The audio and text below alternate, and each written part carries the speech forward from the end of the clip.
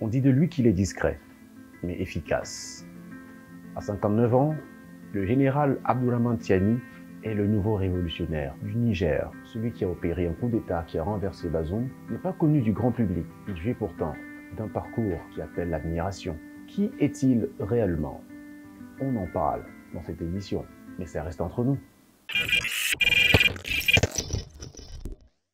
Avant de continuer cette émission, je vous invite à partager massivement. Ça ne vous coûte pas grand-chose, mais ça nous fait un bien fou. S'il vous plaît, partagez et abonnez-vous sur cette chaîne si c'est la première fois que vous passez par là.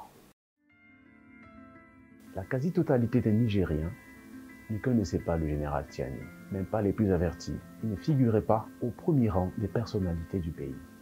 Mais le vendredi 28 juillet 2023, le chef de la garde présidentielle nigérienne, Abdourahmane Tiani, a pris la parole à la télévision nationale pour annoncer qu'il allait dorénavant diriger le pays et qu'il était le nouvel homme fort, destituant le président Mohamed Bazoum.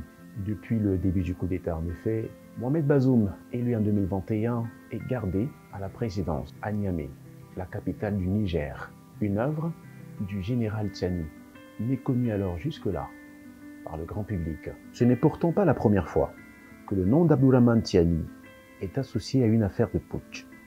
Lors du coup d'État manqué de 2015, certains soldats l'avaient désigné comme l'un des instigateurs, mais sa culpabilité n'a jamais pu être prouvée.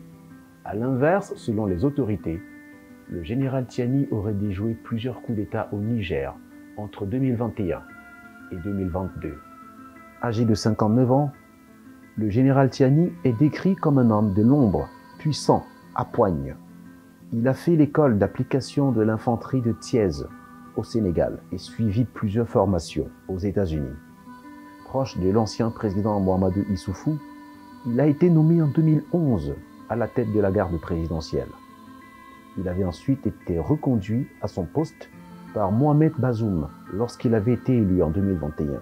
Mais selon des proches du président Bazoum, les relations entre le général Tiani et le chef de l'État s'étaient dégradées depuis plusieurs mois, Mohamed Bazoum ayant récemment exprimé sa volonté de le remplacer à la tête de sa garde. C'est d'ailleurs la raison pour laquelle beaucoup ont estimé que ce coup d'État était davantage un règlement de compte personnel, tout en essayant de mettre en évidence l'impopularité du général Tiani au sein de l'armée. Cependant, on se demande comment cet homme qu'on dit impopulaire au sein de l'armée, critiqué, voire contesté par ses collègues, aurait pu réussir son coup. Paradoxal, n'est-ce pas? D'autres, par contre, évoquent, pour expliquer ce coup d'État, l'incapacité de l'ancien président à résoudre le terrorisme qui continue de sévir dans le Sahel et dénoncent dans le même temps la proximité du président Bazoum avec le bloc occidental. Originaire de Filengue, le général Abdourahmane Tiani est né dans une zone très aride et enclavée. Militaire de carrière, le dirigeant autoproclamé a servi plusieurs fois dans des missions onusiennes en Côte d'Ivoire, au Congo, au Darfour, au Soudan, ainsi que dans une mission de la communauté des États de l'Afrique de l'Ouest, en Côte d'Ivoire. Le général Tiani est un officier ayant fait ses preuves sur le terrain. Réputé proche de Mahamadou Issoufou, l'ancien président du Niger, il a transformé la garde présidentielle en une puissante machine dotée d'armements sophistiqués. Selon les autorités, le général Abdourahmane Tiani a déjoué plusieurs tentatives de coup d'État. De l'ombre à la lumière aujourd'hui, le général Tiani a sans doute un autre plan pour son pays, terrassé par le terrorisme et la misère. Et puis, la communauté internationale essaie de négocier pour restaurer Bazoum dans ses fonctions présidentielles. Mais de son côté, le général Tiani fait la sourde oreille en procédant à de nombreuses nominations, comme ça a été le cas ces derniers jours. On peut comprendre que la page de Bazoum est désormais tournée.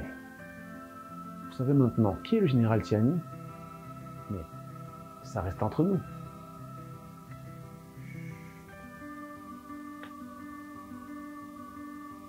Ne dites à personne.